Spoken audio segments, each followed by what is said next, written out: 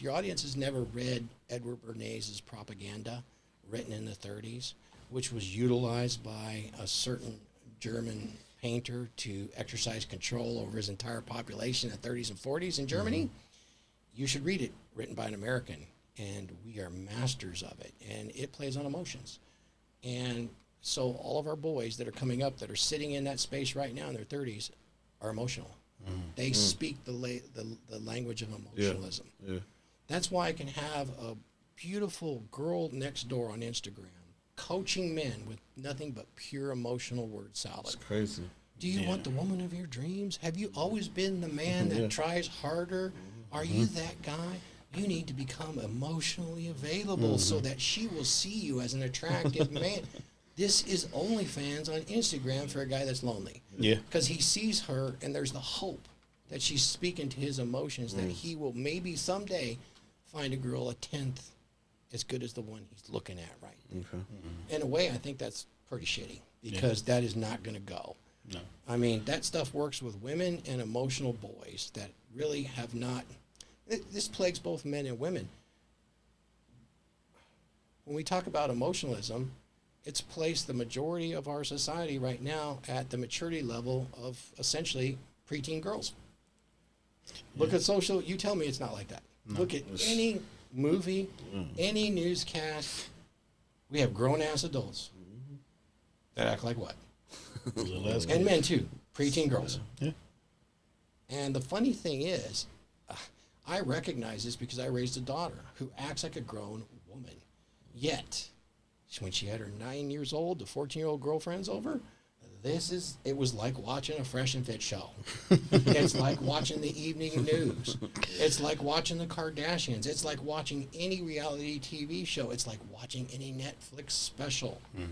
So, about a woman that's high up in the corporate life, it's like watching Sex in the City.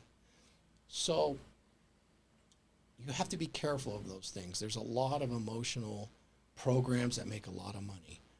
The Myers-Briggs personality test, completely debunked. Yet it tracks women all the time in corporations to make people feel better about their crappy cube farm existence. You've got that one.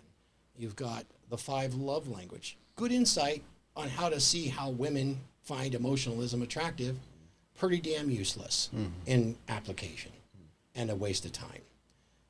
But it will be useful to understand how women do kind of think this way because it's emotionalism. So there is some value there, but it is something I wouldn't. And then you've got the king emotional pile of all, the steaming fly-infested pile, and that is male vulnerability. Especially all the books that center around Brene Brown's male emotional vulnerability. Male vulnerability is bunk and it's bullshit and it is a flaming disaster for any man to pick up and say, yeah, I just need to be more vulnerable with my woman. I have examples after examples after examples. This does not work. It never has worked. And they want to change the meaning of vulnerable into strength. Can you believe it? You know, I did the work on it. History goes back to 2010. She's an academic that wanted to sell books. She reversed the meaning of vulnerable means to be woundable or weak. Yeah. So if you couple that with, I need to be more weak and more woundable, there's no woman alive that's going to find that attractive. No.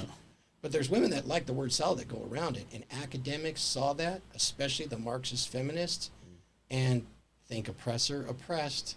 What an excellent weapon to use against men in popular culture. Then we get TED Talks. We get multiple books. Oprah comes out and says, men's got to be more vulnerable so us women can make more money than them at the workplace. And corporate America says, oh, fuck yes. We're going to sell so much shit because women are going to want shit now because they like to shop. And they're right. And women now are starting to outpace men financially. What does that do for their chances of having fulfillment in life?